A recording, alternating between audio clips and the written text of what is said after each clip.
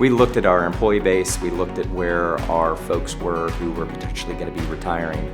We looked at the workforce coming out of COVID and said, how are we going to get all the packaging done that we need to on a daily basis with the available employee base out there? The answer came pretty quickly that we wanted to continue to add more automation into our plant.